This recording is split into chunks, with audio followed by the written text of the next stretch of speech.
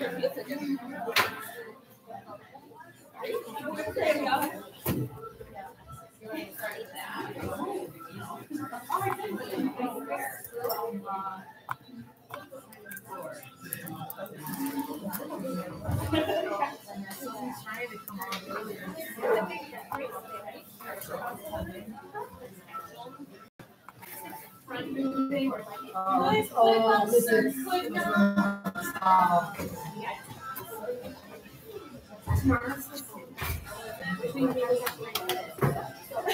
once, I don't know how long. Summer really so much.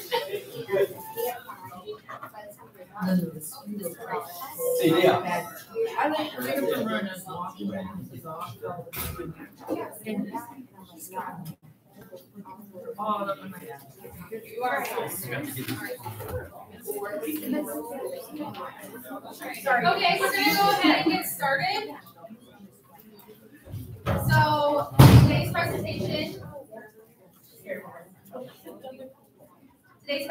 is all about special education. So if you attended our presentation earlier for Tier 1, this is the third part of that series. So before we dive into that scope and sequence and structure, just want everyone to introduce themselves. A few of us might be new faces to you, but Alicia, I'll let you introduce yourself. Hi, I'm Alicia Rathje. I'm the 8th grade research teacher here at PPAC. And I'm Nikki Mann, school psychologist at Cross District. And I'm Brooke Cray, and I'm our district case manager. So really excited to share special education and how that fits into the MTSS and RTI tiered supports. If you want to go to that next slide, I'll let you take over. Yeah. So if you were at our first one, you know that this is part of a 3-part series that some of the MTSS committee members will be presenting on throughout summer learning. This is the third one. We're a little out of order. We're talking about special education. We talked about Tier 1 this morning, and tomorrow, if you like this one, feel free to come back. We'll be talking about Tier 2 and Tier 3. Each one does have a song theme. Our first one was Megan Trainor's All About That Phase. Tomorrow will be How Long by Charlie Puth. This one's One Foot in Front of the Other by Walk the Moon. It's the song that was playing when most of you walked in. But yeah, so that's where you should be. And then a little bit of a session overview. We're hoping that you'll learn best practices in special education as they relate to a multi-tiered system of supports MTSS framework, including some things we'll go over, generally the evaluation process, specific learning disability, the IEP, setting goals and monitoring progress, and then how Gen Ed and special ed work together. They're not separate silos from one another. So before we move forward, I just want to get a feel for the room. So how many of you as teachers or educators have had a student in your classroom or a student that you've worked with that has an IEP? So it looks like everybody here, the majority of us here. How many of you have attended an IEP meeting? Okay, so a lot of us here as well. How many of you understand special education eligibility, how students become eligible for special education services? Good, you're in the right spot then. That's what you're going to learn today. And then last, how many of you have ever wrote an IEP goal or know where to find the goal if you're looking at an IEP? Great, yeah. So definitely in the right session. Hopefully we can share all that information with you today. Okay, so we're going to start out with some background information. I'm going to be reading a lot, but any questions, please feel free to jump in or comment. So overall, the evaluation process, how this fits into MTSS or RTI. When a student is not making progress despite receiving interventions, that's when an evaluation for special education eligibility may be the next step. It all depends on how we review the data. And an evaluation is conducted and determined in 2 parts. If the student has a disability as defined by federal law, that's IDEA, and also if the student requires specialized instruction that can only be provided through special education services. Saying their needs exceed what we can provide in general education on its own, we need to take the next step and intensify. So if things are working in Gen Ed and we're giving them a lot, they're likely not going to qualify because we need to say that what we're doing right now is not working and we need to go further. So there are 13 categories as defined by the federal law. Some that we have a little more experience with, autism, Other health impairment, you might have heard OHI, emotional disability, ED, specific learning disability, SLD, and then speech language impairment, and then all the other ones up there. But for specific learning disability, because this is the one that branches off of MTSS, RTI leads us into specific learning disability. So that's the one we're going to cover for purposes of this presentation. Has 4 basic requirements. The student needs to demonstrate inadequate achievement, a deficient response to intervention, so that's where response to intervention comes in. Not related to other disabilities or conditions as a primary reason for the student's difficulties. The student can have other disabilities or conditions, but it can't be the primary reason why they're having difficulties. And then not a result of lack of instruction. So starting off with the first one, inadequate achievement. The student does not meet age or grade standards. And data that we need to collect to prove this or show this or document it would be universal screening data, any state and district test scores, and then any other academic assessments that occur throughout the school, as well as progress monitoring data. That's going to be key for determining if student meets criteria for specific learning disability. Data can include norm reference measures of academic assessment, which would be the standardized assessments that the school psychologist or some teachers are trained to give them as well. But it's not a required piece in determining specific learning disability, because a standardized assessment is just one shot, it's one-on-one with the student, testing their skills at one time. So it can be used as added data, but really we should focus on the existing data that we have through response to intervention, through intervening with the student and monitoring their progress in response to those interventions. The next step is deficient response to intervention. I feel like I jumped ahead a little, but intensive interventions and ongoing progress monitoring should be in place prior to considering to refer for an evaluation. The data is what should drive the referral for special education. It shouldn't be that we refer because we have a concern and then we scramble to collect the data to prove it. Really, we should be looking at the data and it should be guiding that decision along that continuum of tier 1, tier 2, 3, special education. We are in a state that uses the dual discrepancy model. RTI fits into that nicely because there are 2 parts. The student first has to have significantly deficient academic skills based on like assessment data, and that's at one point in time. So comparing, are they performing at or below their same grade level peers at this time? But the second part of that is also a significantly deficient rate of improvement in response to interventions. So they must be below their peers, but they also must be performing slower than their peers. Because if they're below their peers, but they're going faster, they're likely to close that gap with the instruction that they're being provided. The next part is that we have to rule out that it's not related or concerns aren't related to any other disabilities or conditions as the primary reason. So with vision and hearing screenings, we can rule out vision or hearing disabilities as the primary reason. Also teacher and parent input or informal, formal observations of the student, generally for all of these. And then a motor disability, an intellectual disability, or an emotional disability. We don't have to test for these specifically unless we have concerns, then we'll test to get additional data. But again, a lot of this can be done through formal, informal observations, teacher, parent input, or any other sources of data. Like the COGAT screeners are helpful with this. We use COGAT or OSAT, one of the 2, the cognitive screeners. And then we need to rule out any cultural or environmental or economic factors. This is where our social developmental studies or social histories really help us out, because a lot of times we won't know these things unless we specifically ask for them. And we do need to rule out that any of these are the reasons, the primary reason why the student's having difficulties. And then we also need to rule out limited English proficiency as a primary reason for the student's difficulties, because it's not fair to say that they have a specific learning disability if we're instructing them in a language that they're not proficient in. That's not to say that students with limited English proficiency can't qualify under SLD. We would just have to compare them to like peers who have similar limited English proficiency. But also access data and any ELL information helps us out with this as well. And then the last part of the 4 is it must not be due to a lack of instruction. Underachievement must not be due to a lack of appropriate. The law specifically states reading or math. And then it goes in further to say that the instruction provided in general education delivered by qualified personnel is a requirement of this. And also, it goes into a little more detail about reading, not math, sorry. But it must include the core components, or core instruction, or core curriculum must include the 5 main components of reading: phonemic awareness, phonics, vocabulary, fluency, reading comprehension. So before we get into sharing our thoughts, this was a lot of information. Any questions or any thing that you'd like further clarification on? Lack of instruction. How do you prove that?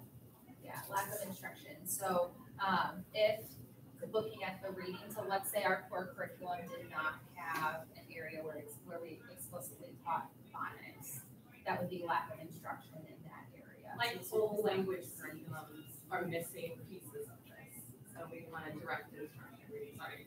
No. But also looking at the students' attendance records, if they've had consistent education, like if they've missed a year of instruction, we have to look at, like, yes, they need support, but would it be a specific learning disability really if they didn't have that instruction to begin with? Also attendance records and how much intervention they've received, things like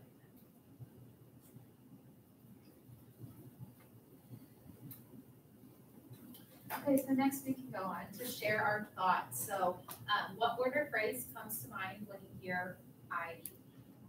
What do you think of?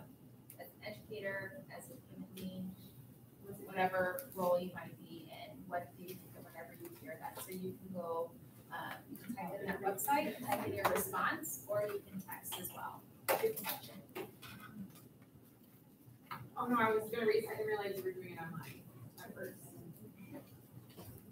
Yeah, so you can enter that website, poled.com/brookcray092, or you can text brookcray092 to 22333.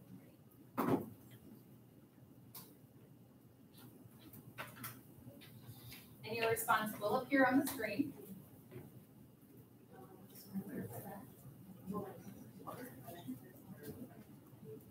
What word or phrase comes to mind when you hear IEP? What do you think of? What phrase comes to mind? What word, phrase? Thought.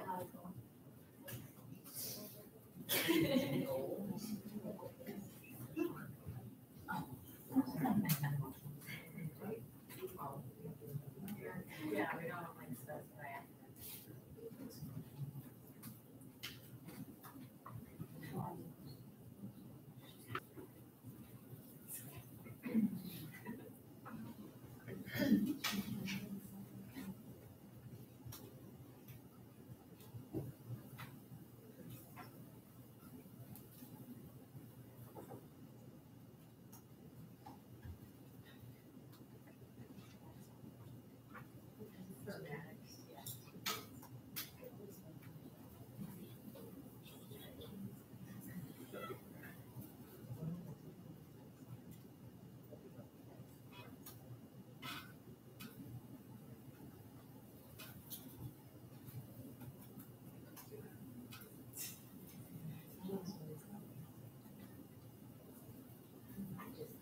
Okay, so I'm seeing accommodations as one of the largest ones that's highlighted. Goals, services, supports.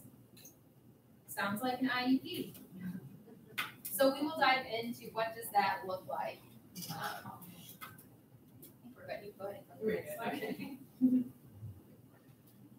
So this is just a nice visual of the IEP development. So IEP stands for Individualized Education Program. Definitely want to highlight that first word, individualized. So the supports that are outlined in that plan should be individualized to that student. So starting off with that red arrow, you see that it's student-centered. Like I said, all about that student. It's the shared responsibility between parents and also school staff, highlighting, like Vicki said, special ed is not a service. Special ed is a service. It's not a place. It's not an area that you go to. It's that direct instruction students receive.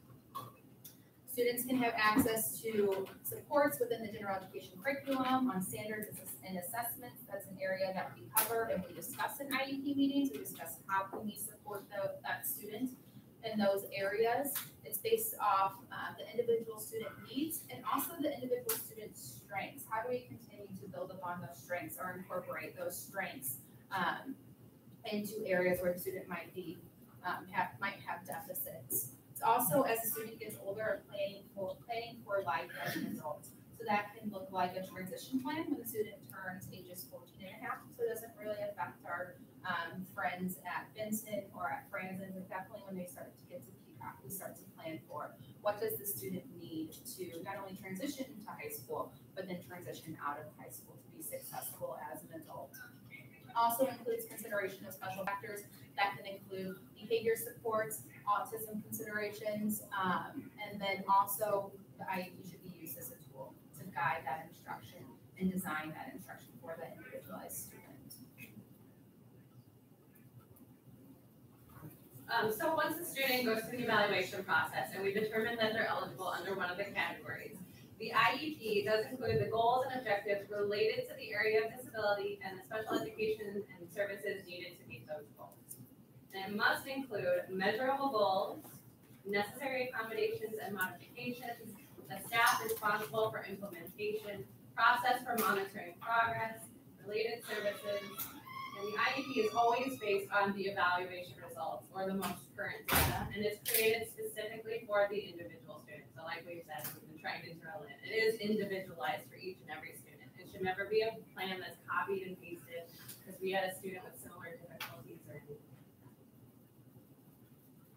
So special education is not a place or a class. Special education describes the instructional services based on the student's needs. And we should, in the law, it's written that we have to provide these within the least restrictive environment. The student should receive instruction with non-disabled peers to the maximum extent possible. And teams must determine that every effort has been attempted to instruct the student within Gen Ed before considering any more restrictive programs. And I also just want to add that while it's always our goal to include students and mainstream students into the classroom, for some students it's just not appropriate for them. They need a smaller learning environment, and they need different supports that can't always be provided in general education. This isn't saying that all students that have disability with an IEP must be in a classroom with their general education peers. Not at all. It's just saying that it should always be considered as a placement option. But like I said, for some students, it's just not appropriate. So it's okay to have a more restrictive placement as long as you're considering all options. And the last little bullet point that came up was the goal of special education ultimately is to reduce the achievement gap. So a little about setting goals and monitoring progress. Any goal should begin with a description of the student's present levels of performance in each area related to the disability. So if we're giving strengths and weaknesses, we're not going to say, Johnny's great at soccer, but he can't do his math facts, because that's not related to your area of disability. We want to describe what the student can and cannot do. So we can say that he doesn't know his math facts. He's got his addition facts, but not his subtraction facts. Of course, this is very basic and vague. We want to support this with the data. But we're looking to what the student can do in the area of concern and then build upon that and learn about what they cannot do.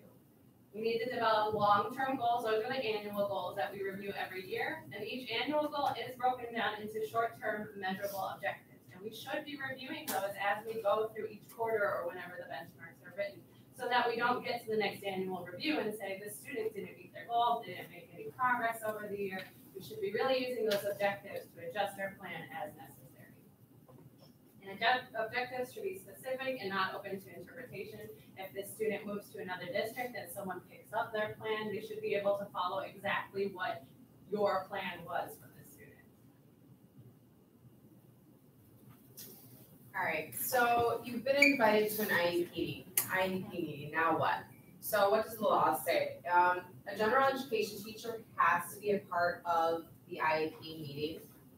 However, I know you'll address this. If a teacher does need to leave early or they can't stay for the entire meeting, we request to the parent that the teacher leave and they have to sign a piece of paper allowing them to leave. But by law, a general education teacher does need to attend the meeting.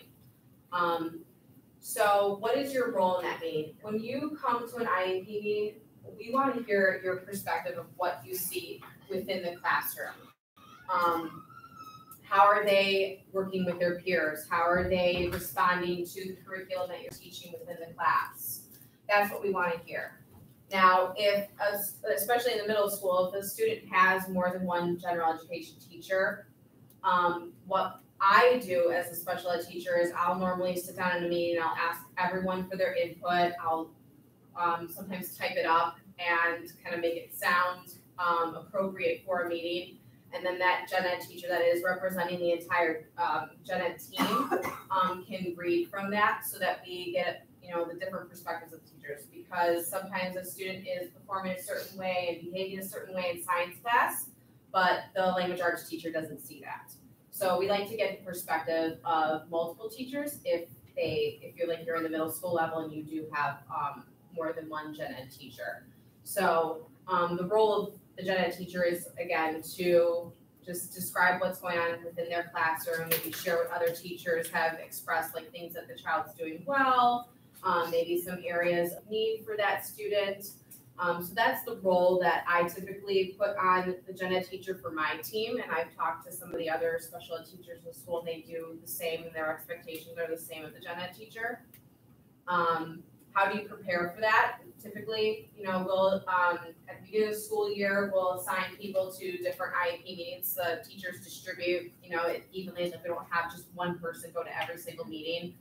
We typically change it up. So I will sit down with the gen ed teacher and we'll kind of discuss the student. We'll share things that we're seeing all across the board, and I always kind of prep them, like, we want to start off positive, we want to make sure that we're making the parent feel comfortable. This is not a time for, you know, attacking or being very negative. So, you know, we kind of take some maybe concerns and we make sure that we're saying them in a positive light so that the parent is just more trusting of us and more accepting of what we're saying when we do talk about our concerns. So that I will typically sit down with the gen ed teacher and talk them through that. And that if that's what you do in your school, it's a suggestion I have, just so you don't kind of go in blindly. I know it can be scary. I remember my first IEP meeting being scared out of my mind.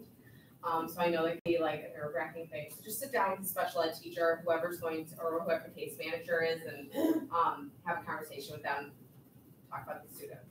So, any questions about what the role is of a gen ed teacher in an IEP meeting? I know I talk really fast because I'm nervous, so I'm not good at talking in front of my own peers. Okay. And I'll dive into that a Okay. little bit Yeah, more it's as a little well. bit more. But if you go to that next slide, so this is just a visual of who's going to be at the meeting.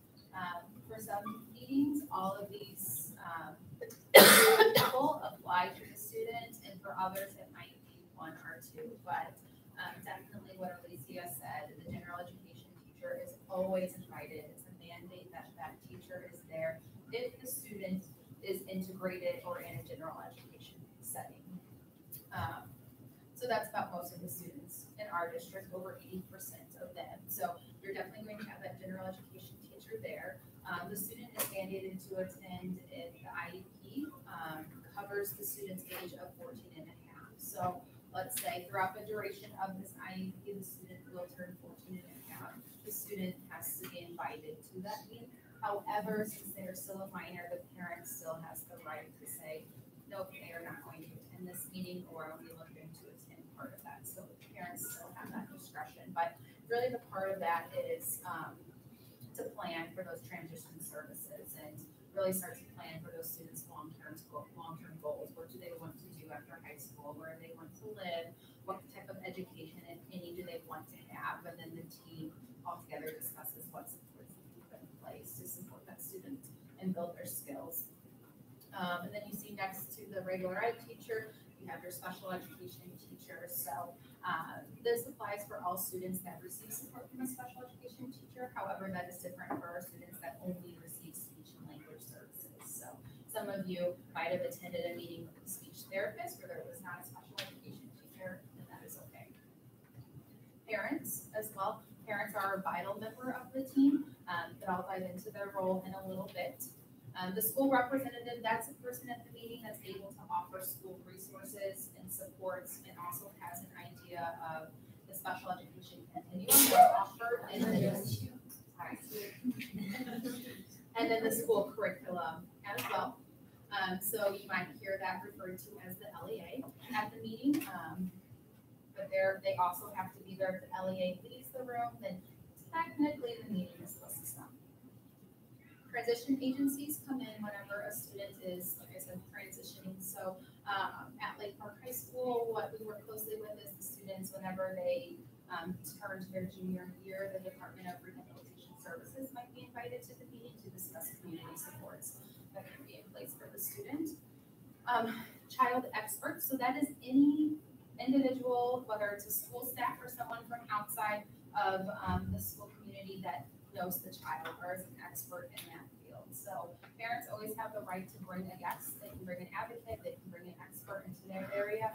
The district has that right as well. So for you District 10 folks, you might see us turn to our intervention strategies team, or maybe some personnel and support through our special ed cooperative of NEDSED. And then also an evaluation expert has to be there to interpret evaluation results when that's appropriate. So most of the time, that's Vicky for us. So thank you for filling that role. But if we ever completed any type of evaluation that was not completed by school staff that needed somebody else that was more specialized to explain that information from the district standpoint, then we would invite that person to the meeting. But overall, the IEP team need all of those members working together to create that. Now you can go, thank you. Okay, so what's my role? I just highlighted a few of them, but if there's one that's not listed here and you're curious about or want more information about, just let me know. But overall, general education teacher, if that student integrates into any type of general education class and you're that teacher of that class, we want to know how the student is performing in that setting. So what do you see as that student's strengths? What do you see as that student's areas of need? And what supports can be provided to support that student while they're in that environment? So that can include how does the student interact with the peers, handle the pace of the class, and any input and suggestions on what that student needs to succeed is also vital to that team. The special education teacher typically takes the lead with those IEP goals. If there's a goal that they instruct, they develop and create accommodations and modifications with input from the team. They monitor the student's academic program and they help the team determine what's working. So that really comes from our universal screening and then also our progress monitoring towards that student's IEP goals. However, if there is a concern in another area, let's say a student does not receive support for writing, but that general education teacher is going to see that the student really is struggling with writing and the special education teacher feels that way as well. We can discuss what supports need to be put in place to support the student at that time. And then also related services providers. So that can cover anything from social work, speech therapy, occupational therapy, physical therapy, adapted PE, excuse me, whatever's appropriate to that student. It could cover nursing services, really just depends on what that student needs. So if they apply to the student, then they definitely need to be invited to the meeting if that area is going to be discussed. And those related service providers just provide insight into the domain, help contribute and create IEP goals. So sometimes they might propose their own goals that they work on in that therapy session, or they might share goals with another service provider. So sometimes what I see in a lot of our meetings is the special education teacher and the social worker will hop on a goal together. That just means that they're supporting in multiple environments. And then they would also provide that specialized training to IEP members as appropriate or needed. So one thing that comes to mind is the behavior intervention plan. So the social worker might take the lead on that, on training staff. What is the student's plan? What supports does the student need to be successful? And I also know our physical therapists and our occupational therapists provide a lot of fine and gross motor training and supports as well.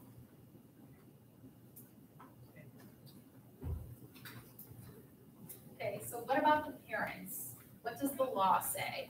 So I apologize that this slide is pretty wordy, but it's straight from the mouth of IDEA. I just want to read word for word. So what it states in regard to parents is each public agency must take steps to ensure that one or both of the parents of a child with a disability are present at each IEP team meeting or are afforded the opportunity to participate. So this includes two big things. Giving parents advance notice. There are some legal mandates that go along with that But overall, they need to have that advance notice so they can ensure that they can attend the meeting. And then also the meeting has to be scheduled at a reasonably agreed upon time for both parties. So that means that the district can't say, we can only meet at 7:30, this is the only time we can meet, we can only meet on Tuesdays. Hope to see you there. And the parent responds, I can't meet on Tuesdays, but I can meet on Wednesdays, Thursdays, Fridays. You would have to work with that parent in that regard. But that also means a parent can say, well, I can only meet at 7:00 p.m. and I'm only meeting at Starbucks if you buy me a drink. That's not agreed upon. So it has to be mutually agreed upon by both parties.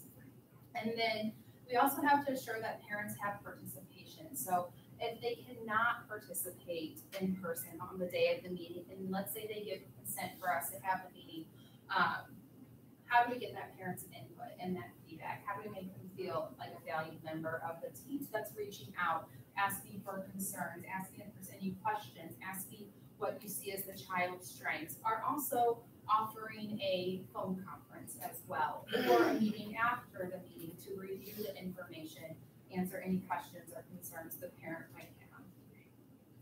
And Brooke, also something that we've done, that we've started doing in this district is sending goals to the parents prior to the meeting so that they do have a chance to look over them and say whether they feel comfortable with that goal or if there's something that they want changed in it. So I think it's like 10 days prior to the meeting, we'll send draft goals home so that the parents can look over them. We want parents to come to the table prepared. Because us as school staff spend a lot of time preparing for these meetings, spend a lot of time having conversations about the student. We want to include the parent in that as well. And also just want to reiterate, ask for their input too. While they don't see their child all the time in the educational setting, they see them at home. Are any of those behaviors maybe that we see at school matching up with at home? Are they not? So it really opens up the door to having that conversation of how can we best support the student. Okay, so what if I can't attend or I need to leave early? This is once again straight from IDEA. A member of the IEP team may be excused from attending the meeting in whole or even in part when the meeting involves a modification or discussion to the member's area of curriculum or related services. So let's say the general education teacher needed to leave early and the student is in that general education setting for most of the time. There's two things that need to happen in order for that meeting to continue. One, the parent and that LEA, so that district representative, must consent to that excusal. And two, the member must submit in writing prior to the meeting or at the beginning of the meeting to the parents their input for the student. And then also, it's not one of those indicators, but really overall, then the parent has to agree in writing. So you might have seen if you're in a meeting, the person that's facilitating that meeting asks for that parent's excusal. They just have to sign that document. But what I like to do is let parents know in advance, like, hey, our occupational therapist cannot make the meeting today. I know she spoke to you on the phone, and I know that you sent her 2 emails back and forth. Is that okay if we still meet with the other team members? But parents, most of the time, in my experience, have been okay with that, as long as they've had that constant communication from that specialist and from the team, and it's not a huge area of concern. But they do have the right to say, no, I would like to reschedule this meeting when all parties can be present. A question. How come, like, a couple of years ago even, for PE here, we only had to go just for a certain section, and now it's starting to look like, okay, we have to attend the whole thing, and we're trying to find subs and stuff. Why is that changed? Is it just law, or is it that's the way the district wants to move and not have our specials there the whole time? Or Yeah. do you know, or? Yeah, I can Because it speak seems more- like it's changed. Yeah, I think your situation is a little unique. I can speak to you about that after, but overall, really that general education teacher should be there throughout the whole process and development of the IEP, because we're really looking to you for your insight with, excuse me, I'm silent.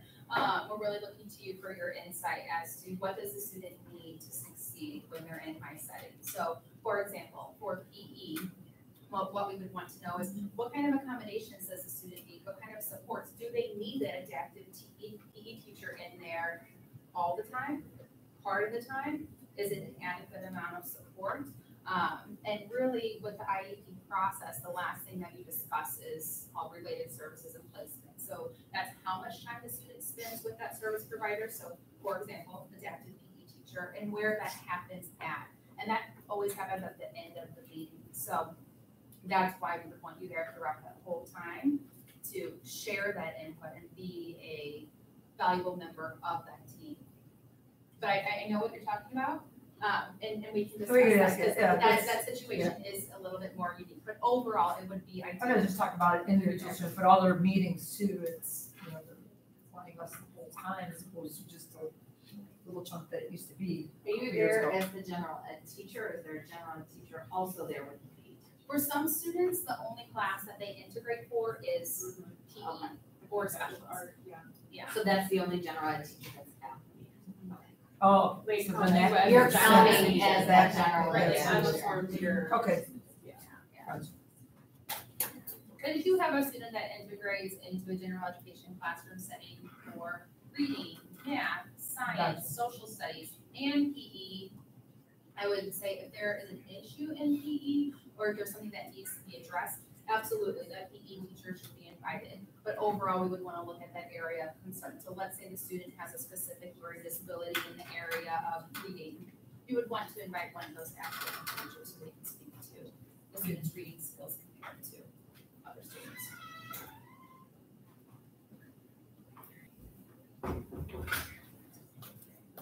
So these are just a few IEP do's and don'ts, just some best practice to follow. I found a really nice visual. I cannot take credit for this at all. It's from Schoolhouse Divas Blogspot.com. Yeah, it's yeah. If you're interested in looking that up, the link is right there at the bottom. But overall, you want to make sure that you're on time and attending the meeting. You don't want other members to have to hunt you down to attend the meeting. Also, yeah, there's some good ones out there. I'll just let you take a look at it and then we can discuss. What's the name? Don't fall asleep. Oh,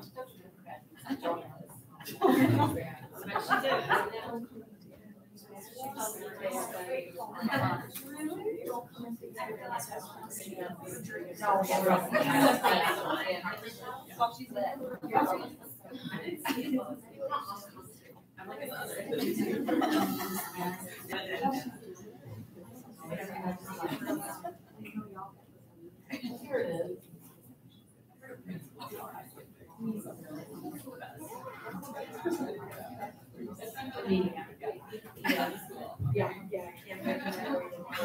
anything that you're surprised that made it on the list? I heard don't fall asleep. IEP meetings can be lengthy. They can be long. Hopefully you don't fall asleep. Bring a coffee with you. One thing that I really want to highlight is tell the parent how the child is doing. So really sharing how the student's performing in a sensitive, effective, and clear way. You want to fully explain the student's strengths without sugarcoating them, but then also explain, this really is the area of weakness. That's why we're here today, to discuss that and put a plan in place. But we don't want parents to walk away from the table with a false sense of reality. And I shouldn't only say parents, other team members as well. We want to clearly communicate how the student is doing compared to the peers, even if that means having that difficult conversation with the parent. I also want to share, bring data and work samples. So it doesn't always have to look like data and charts and color coded. Just bring evidence. So if you are going to have that difficult conversation with a parent, let's say the student's not making progress, bring what you've done this far. Share with the parent how you changed your instruction, how you've added more support, how you differentiated in your class, and bring those results with how you know the student's not making progress. So that might look like your classroom assessments. It might look like observations that you did and tallied how many times a student might have a certain behavior. But bring that information to the table. It makes it a lot easier in my experience to have that conversation with parents. If you can say, look, I've tried all of these things. This is how the student responded, or this is how the student didn't respond. So then this is what I did, to share that with the parent. I think another thing too, Brooke, to add on to what you just said is not only the data, but possibly observing another student in your class. Because sometimes, just from personal experience this year, then you have the parent who says, well, they can't be the only third grader who's ever done this. And then you can say, well, I observed this student doing, looking for the same behaviors, and then it's black and white. It's not so that came in handy this year for us. So sometimes that's helpful. And then I also just want to share with that difficult conversation, you don't have to wait until the IEP meeting to have that conversation. If this has been going on for longer than a week, bring the parent in or give them a phone call or send them an email, let them know your concerns before it becomes a huge problem. That's another way to incorporate parents into being that active team member. The more that they're aware, hopefully the more that they can support, or the more resources we can send their way to support. Okay, so teamwork makes the dream work. So just want to take a look at this visual. It says IEP round 1, parents first district. You can see the parent in the corner sitting down, looks like with a how-to book, question mark over their head, and then I'm assuming that might be the district in the other corner.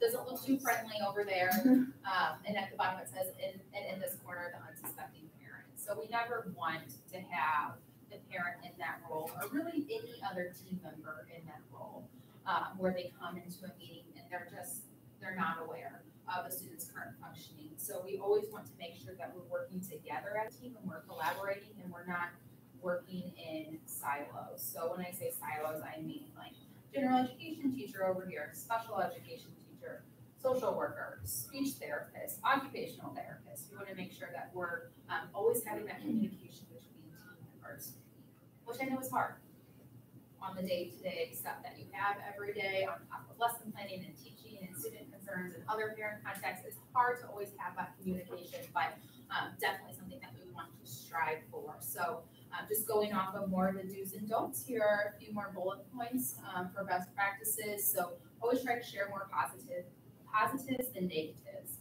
And this does not only apply to the IEP meeting, it just applies to all of your communication with parents or with other team members on a day-to-day basis. So continue to highlight those positives or those strengths that the students have, as well as effectively communicating those areas of needs. And as I said, communicate with parents and other team members frequently before the IEP meeting. Don't blindside those parents or staff in the IEP meeting. It makes for a really awkward conversation that I don't think anybody wants to be a part of. Share concerns before they become a problem. So if you're noticing something, share that with team members, share that with parents. Let's discuss a plan to support that student before it becomes a larger issue. Once again, don't work in silos, collaborate with the team, and communicate that difficult information effectively, honestly, and sensitively. Once again, bring that information to support your statements. And then lastly, educate parents in the continuum of services. So let them know that if this program isn't working, that's okay. We would like it to work, but that's okay. We have other supports that we can put in place.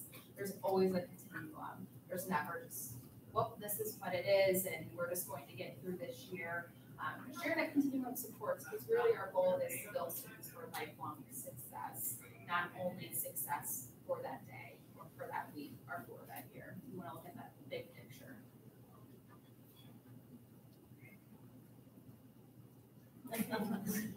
Okay, so sometimes I feel like this. Just give me a minute, give me a second. You might feel the same way as well. This is a lot of information. And then he is rushing me through this presentation. Any questions? Concerns or thoughts after reviewing that information? Okay, minutes that we can go. Okay. Yeah. All right, So Gen Ed and SPED join forces. So like Brooke was saying, we need to be a team and work together. We're not just these separate entities. So communication is key, especially between the Gen Ed teachers, the SPED teachers, staff, and the parents. So what we do here is at the start of the school year, I often will set aside a team meeting time where I present all of the IEPs to my team members. So I'll print a version of the IEP that's a little bit more condensed so that everyone can go through it. Often what I do is I highlight the accommodations and the modifications that are going to take place within the classroom so those teachers know what needs to happen within their classroom to help that student. So I'll often do that. We'll go through each child.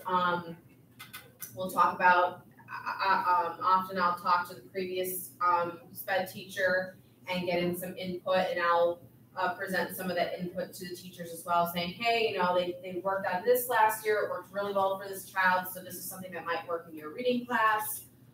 This is something that might work in your math class. So I give as much information as I can so that the team is as prepared as possible right at the start of the school year. The other thing is often that's the only time that IEPs are discussed, which is a concern. So if an IEP, if the meeting comes up and the IEP is modified or changed or something's added or taken away, I will often meet again with my team saying, these are the changes that were made at the last IEP meeting. It's not the same as it was at the start of the school year. We need to do this because this wasn't working. So it's always important to kind of get a refresher in the middle of the school year, right after that IEP meeting. Just don't let it be just at the start of the school year and then forget about it. Because that's when things don't continue and sometimes teachers will forget, oh, well, this kid had this accommodation. I forgot about that because it's been so long since we've talked about it. So I think communication is super important between the Gen Ed teachers and SPED teachers. Also, here at Peacock, I make sure that the specialist teachers also get that information or invite them to that meeting so that they know what accommodations should also be taking place in their classrooms as well. So next is the IEP in the classroom. So often when I hear people talking about modifications and accommodations, they're using these words like interchangeably, and they're not the same thing. So modifications, modified, it just means that something is being, it's something that's different, something that's being changed. So if you have a student who is reading at a lower lexile level, you might have the same article, but it's printed at a lower lexile level. That is a modification. You are giving them something different than the rest of the class. An accommodation in the classroom would be, let's say all the students are reading the same text, but you have a child who struggles with decoding and fluency. So they might have the story read to them. That's an accommodation. They're still expected to perform the same as the rest of the students. They're still expected to read that story, but they have something that's going to kind of level that playing field for them. So modifications and accommodations aren't the same thing. Accommodations for tests. You might have a child who is going to take the same test as everybody else, but they might need a separate location to take that test. They might go with a special ed teacher, go into the resource room, and have that more quiet space to take that test. Also, extended time is something that you're going to see too. That's an accommodation. Again, still taking that same test, but they're given a little bit more time to take that test. You'll often see it on the IEP. It might say time and a half. It might say double time or just half time. So if you give everybody an hour to take that test and that student has double time, you have to give that student 2 hours to take that test. So finding the time within the school day at a different time for that child to receive that accommodation is really vital. Here at Peacock, we have target time and things like that often I'll pull the student out, allow them to have that time to finish the test that they started. So that's the difference between modifications and accommodations. They're not the same thing. Any questions about that?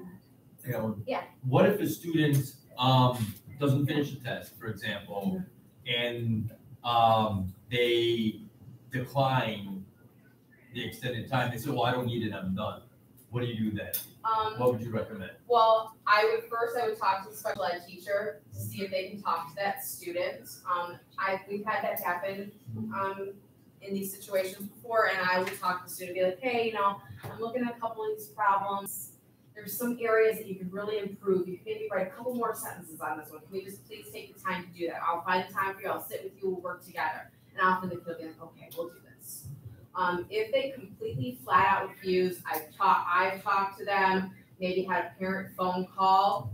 I would then, on the grade sheets, I would say extended time was offered, parent contact was made, child refused extended time. And then that grade is reflective of that choice that they made. But at least you talked to special ed teacher, you talked to the parent, you made those, you tried, and then if they still refuse, I always tell teachers, write it in the grade book, say that this grade is reflective of the fact that they did not use that opportunity that they were given. I don't know.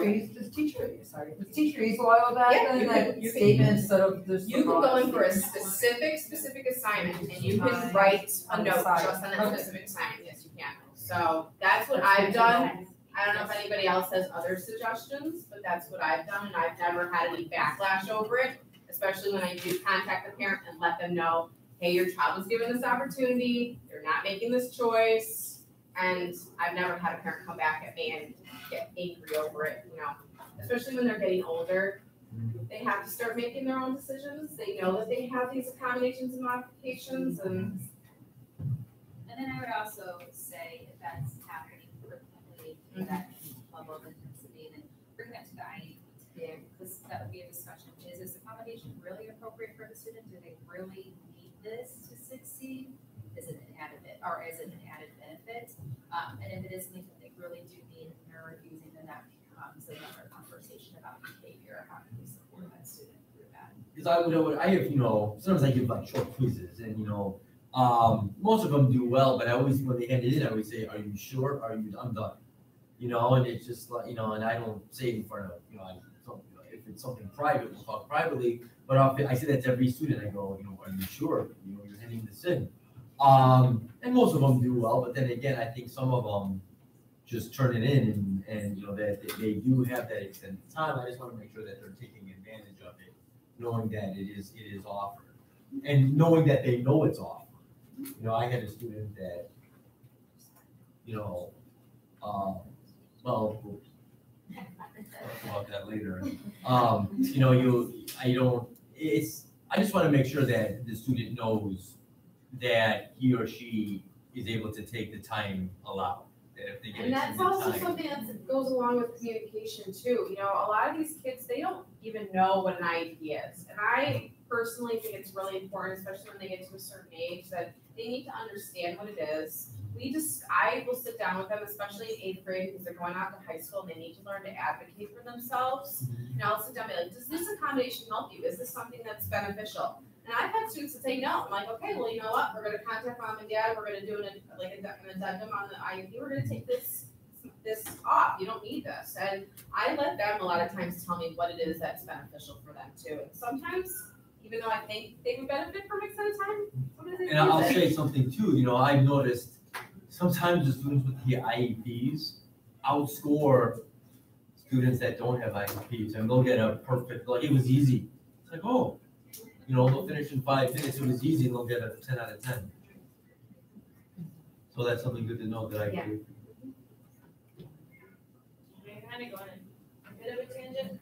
What about, we always keep getting mixed answers. What are the policies, modifications, and accommodations that don't have any? Or they're being like problem solving? Policy for that? Yeah. I would look to your building principal for that. I don't think we have a set policy, just speaking specifically to district head, but I would follow the guidance. Yeah, I mean, that's something you have to decide with your team and, you know, talk to the principal about it. I know with any modification that I make, I would talk to the principal before I made a modification. Accommodations for, you know, I think I would. That's like teacher Take discretion that too. myself, Like if yeah, you on feel like myself. you want that child to have more time to take the test because you want them to be able to show them really what they know. Right. And you feel comfortable with it. But I think if That's it's modifying that's the word, individualized yeah, for all yeah. students, Or and that's it's okay. for the kids that were like problem solving is where it Yeah. gets tricky. like, Like in an eval. in an email, like if you wanna modify for them and you're showing the kids you're modifying. But we need to know what they So can do do without what that data, modification. that's where it gets sticky. Well, I think too, one of the things that this has been a major discussion in our building is how do you communicate that with parents? Because for example, we've talked round and round in circles about our reading curriculum. Because there's approaching level materials, there's ELL materials. So if you're providing your students with approaching level or ELL, that's a major difference between some of our other kids who are getting the on-level material. So how do you, effectively communicate that to parents without, do we need to have a meeting for that? If a lot, with an ELL cluster, like some of us have, most of those kids are receiving those services, at least at the beginning, they're getting those materials. So how do you? And in a way that parents can understand. Exactly. We put things on the report cards sometimes, and we know what they mean, and I don't care. Using approaching level tests, okay, great. I don't care what tests we're using, I don't know what that means. And we documented it, we're safe, but they don't understand that. And then a lot of times it happens in the later grades, I'm sure you guys get it over here too. But fifth grade gets a lot where they're shocked that they're not at grade level. Well, they haven't been doing grade level work all along because they've been doing the approaching with the ELL. And then they don't understand why they're not at a fifth grade level by fifth grade. And I'm sure every grade, but I think the older you get, that gap becomes bigger. And something like, how is my child at a third grade level? They've been getting B's all the time. Well, because of whatever number she gets given, because they're getting a different modified curriculum, but it's not, even though we put it on there, it's not always in a way that the parents understand that. So I would say that goes back to that parent communication piece. So yes, while we are documenting it, taking that next step to say, this is what it means and this is how we made that decision. So how are you determining that a student gets that, let's say, approaching level test if they do not have any type of plan attached to it, whether it's a combo plan or an IEP? Even with IEP kids, we've had that problem. Where they see the accommodations in the IEP, but then they get to fifth grade and they're not at fifth grade, and they're like, well, what do you mean? They've always gotten B's. Well, all these accommodations we're giving them is why they're getting the B, Brooke, is this something you envision then, like that would be enough? Is it the Power IEP folder, or what are we getting? Power, Prioritize that, like that would be stuff that we should be documenting. yeah, so just like we have SST notes, or you have letters and correspondence, that's just one area, one house that can hold everything. Would be Power IEP to document that, but no, then taking the next step. Just like, this is what the curriculum is. We have time. we are. Oh, okay.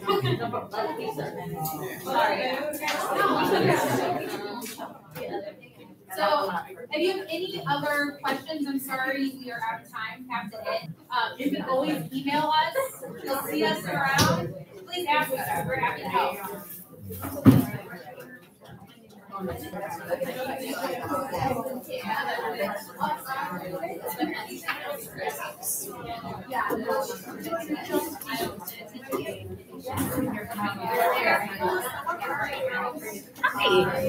It's just got here.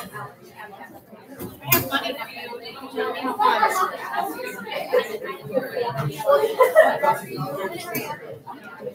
I know that the first two receipts you gave me, my guys. You figured out tax rate. Yeah, blowing money. I went to school yesterday.